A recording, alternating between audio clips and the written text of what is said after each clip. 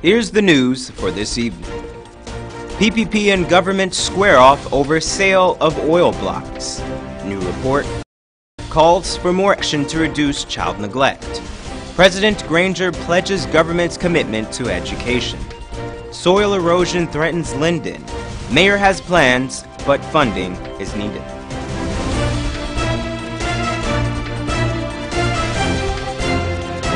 From Safe TV headquarters in South Rival Gardens, this is Safe TV Headline News with George Gonzalez.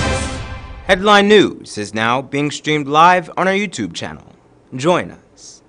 Minister of Public Infrastructure David Patterson said that as president, Barrett Jagdeo gave out all of Guyana's oil blocks. Jagdeo said that this is not so. He implied that he did give out some but not all. The former president said whoever owns just one of those oil blocks is likely to sell it for billions of Guyana dollars. Wendell Jeffrey reports. Another huge scandal is brewing involving the PPP and the coalition government. Last Wednesday at the PPP's press conference, it began like this. It has been brought to our attention that a number of front companies with key APNU AFC individuals and ministers and their families as shareholders have submitted applications to the Ministry of Natural Resources for petroleum exploration and production license. And then the blame game started. The former president is claiming that the Granger-led administration is preparing to engage in activities that will rob the Guyana Treasury to the tune of billions of dollars. The opposition leader says that he knows for sure of at least 2 companies which have applied for such extractive license. There is a premium now to owning blocks, offshore blocks, and getting an exploration or a production license. There are at least 2 companies that we know of that have developed complex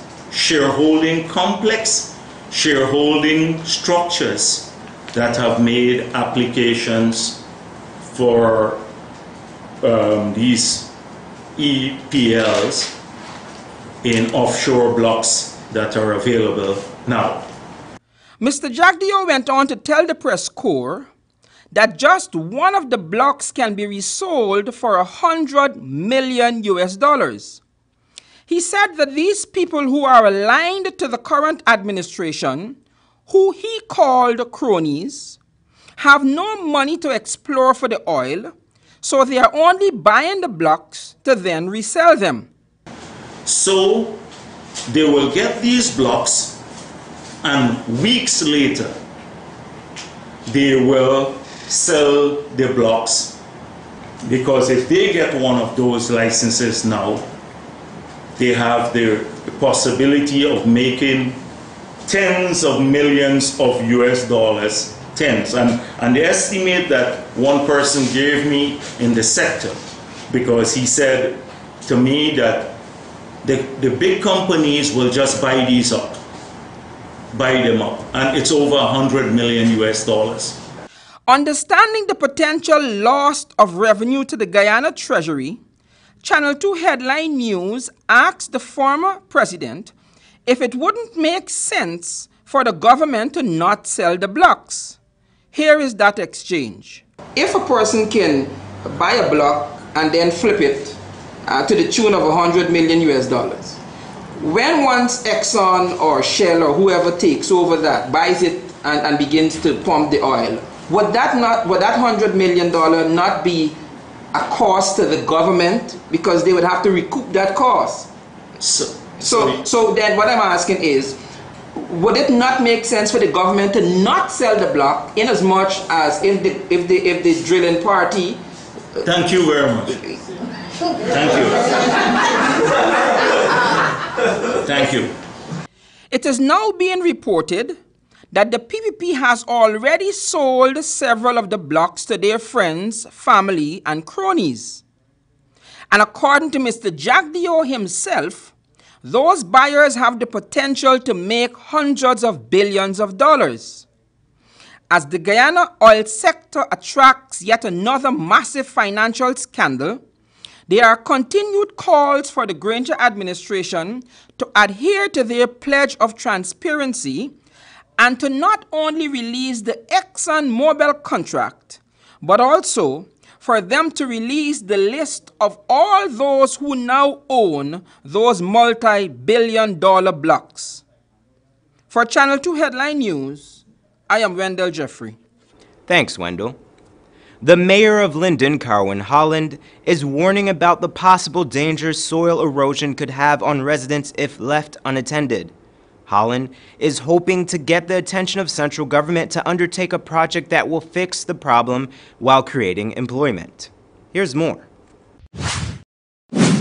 Linden's geography is defined by large cliffs, wide valleys, and rolling sandy hills.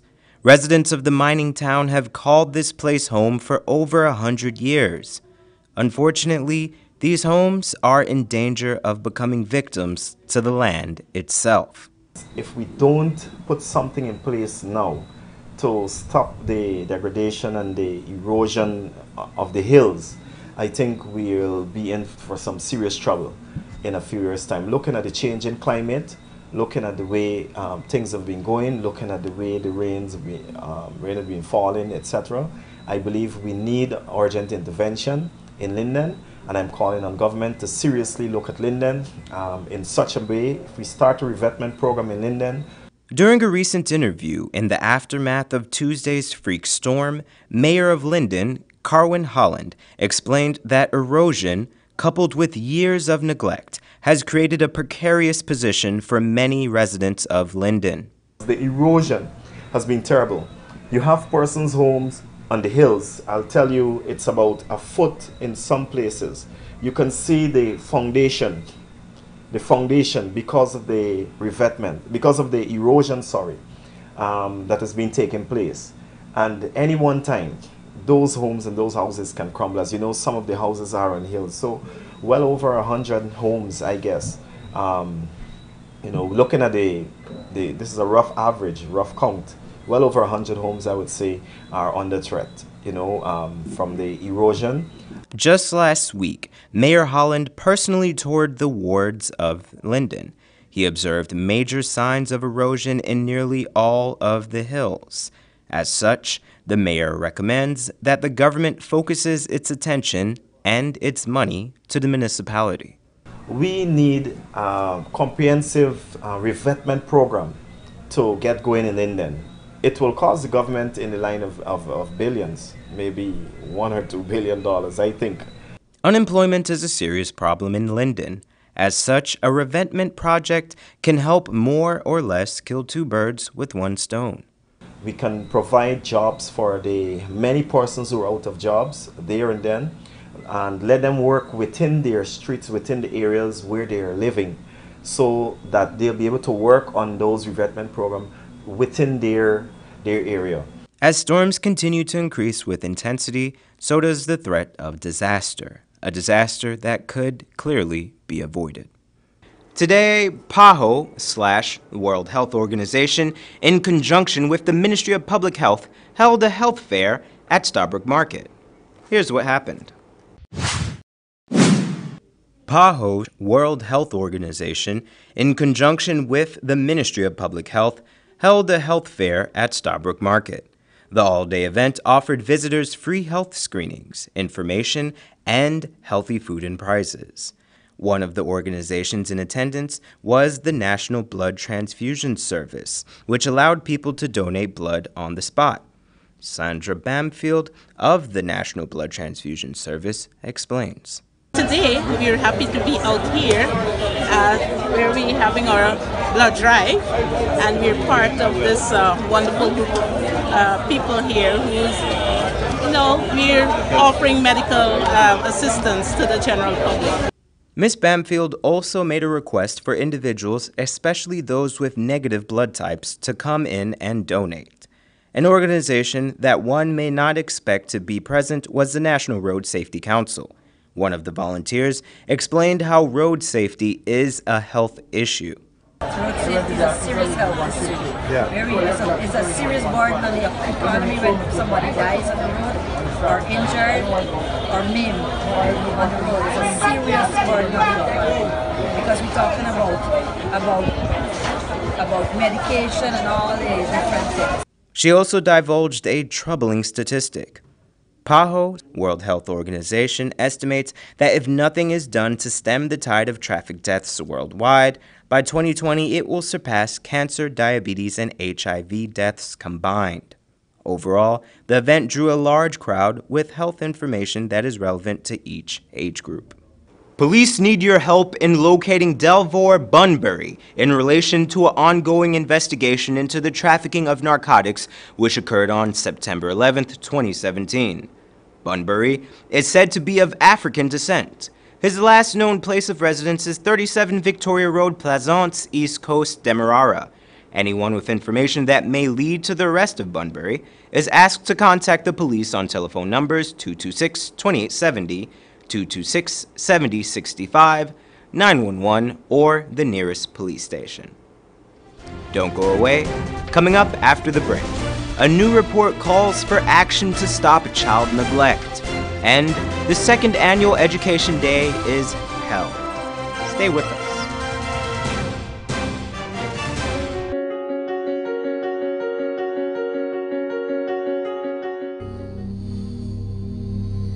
This place is really hot. What's wrong with your AC?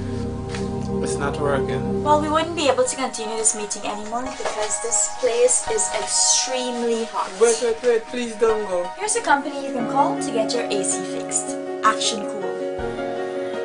Honey, what's for dinner? I had a hard day.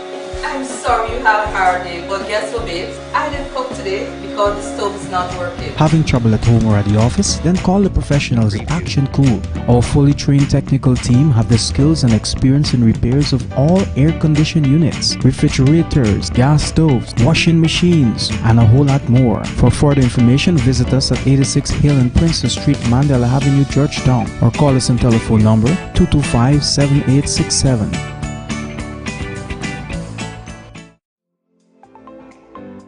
On Sunday, September 17, 2017, the Central Housing and Planning Authority is inviting residents of Section C, Turkana and Cummins Park, Section C, Cummins Lodge, to a public consultation at the Washbit Tarmac and Cummins Park Multipurpose Building, respectively. The consultation will address the reformulation of the road network upgrade and expansion program. The project, which will be undertaken through a loan from the Inter-American Development Bank and entails road upgrades, street lights and sidewalks, upgrades to playgrounds and community buildings, and subsidies for construction of core homes and home improvements. Starting time, 16 hours at both locations.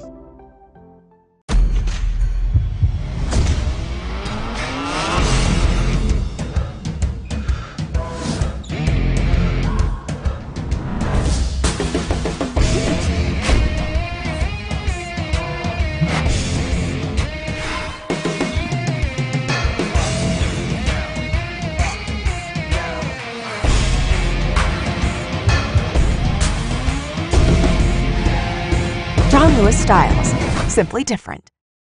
Need a ride around town and beyond? Look no further than Oasis Ride Taxi Service. With affordable prices and some of the best drivers in the business, we've been delivering prompt and reliable service to Guyana for over 16 years. We also offer tours, chauffeur service, and even car rentals. You can call us at 231-5554 or 225-5496. For deals, specials, and more information, find our page on Facebook, Oasis Ride Taxi Service. Let's go. Welcome to Kissoon's Furniture. Find everything you need for your home and more under one roof in our newly decorated showroom.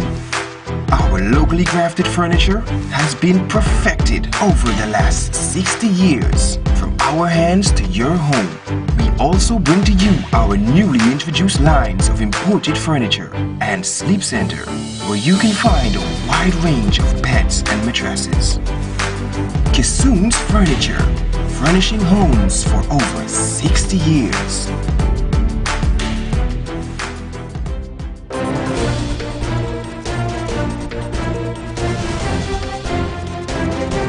Welcome back. Child neglect. It is a serious societal problem that goes largely ignored. A new report shows that more needs to be done, as you may be surprised to learn just how common it is. Here's more. Neglect is one of the most common forms of abuse meted out to children in Guyana. Unfortunately, it seems to be largely ignored in society. I believe that person that have overlooked this issue comes under child abuse, and persons would have ignored it because we see child neglect as something normal. When we look at the definition, and I will go into that, we see it is something normal in society. Over time, we move away from the fact we don't focus on physical abuse, but this part of the child abuse is not basically noticed. Researchers speculate that one of the reasons for this is a general lack of understanding of what constitutes child neglect. Paulette Henry of the University of Guyana gives the definition of child neglect. The consistent failure of the caregiver to meet a child's basic needs for food, shelter, supervision and love, as well as ensuring the child receives medical attention when needed and consistently attends school, providing they have the wherewithal to do so. The local definition of child neglect was crafted following the completion of a comprehensive multi-year study on child neglect, which targeted children in 6 of the 10 regions of Guyana. Ms. Henry had prepared the study in conjunction with ChildLink. Today, she presented her results and recommendations. Unfortunately, the study revealed some disturbing trends, one of them being the correlation between poverty and child neglect. But can the parent afford to take care of that child? Sometimes we find that parents, and we found that it doesn't have a case of gender, may be out seeking to find food and so on for the child, and because of that, the child is left unattended. So it means, therefore, that there have to be some provisions to cater for those circumstances. The study also examined other forms of child abuse, such as physical, spiritual, emotional, educational, and sexual, amongst others. Also, Ms. Henry gave a set of recommendations. It is hoped that this study and the recommendations will assist in fighting the scourge of child abuse in Guyana. Thousands of school children accompanied by their teachers flocked to the Durban Park today for the second annual Education Day activities. President David Granger used the occasion to reaffirm the government's commitment to reforming the education sector. Wendell Jeffrey reports. If children can't get to school, the schools must get to the children. Today, the Guyana government hosted their second annual Education Day, with President David Granger promising to make the event an annual feature to be held on a Friday in September. The president said that his government has been able to refine its attitude towards educational reform, especially getting Guyana's children to school. Over the last 2.5 years, we've been able to refine our attitude to educational reform.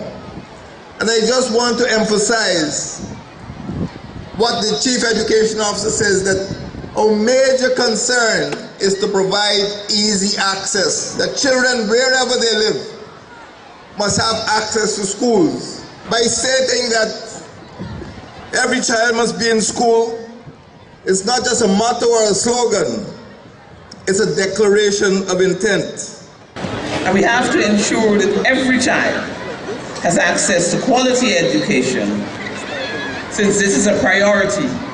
And providing transportation to get children to school is exemplified by His Excellency President Granger's 5Bs initiative. That was newly promoted Substantive Minister of Education, Nicolette Henry.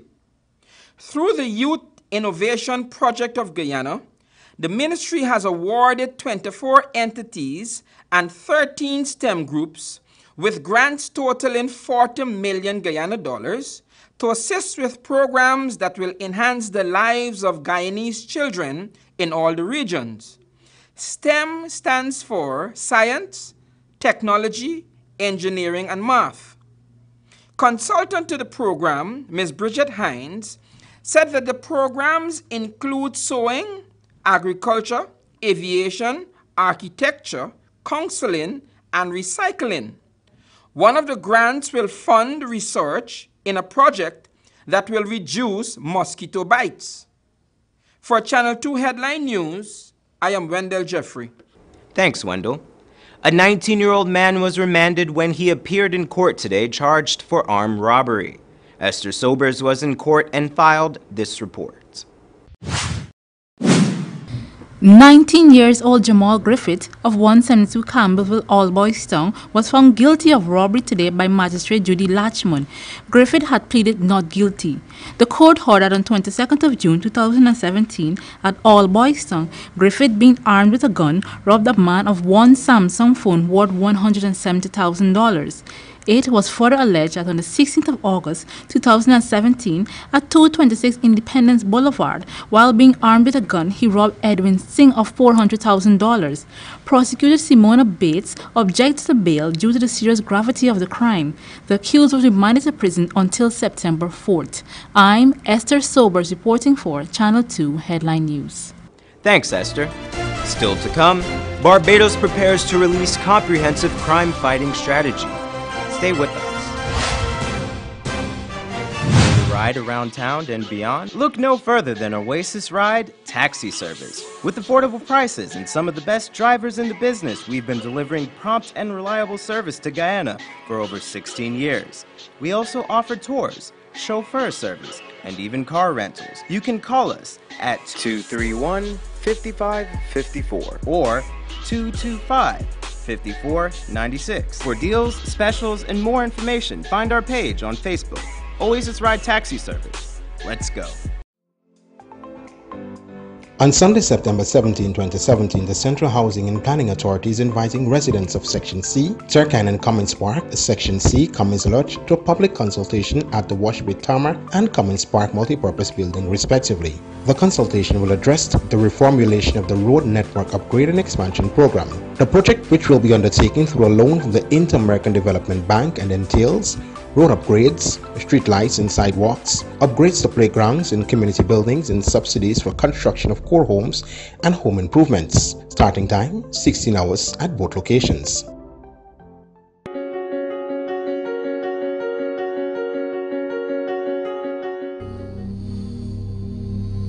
This place is really hot. What's wrong with your AC? It's not working. Well, we wouldn't be able to continue this meeting anymore because this place is extremely hot. Wait, please don't go. Here's a company you can call to get your AC fixed. Action Cool. Honey, what's dinner? I had a hard day. I'm sorry you have a hard day, but guess what, babes? I didn't cook today because the stove's not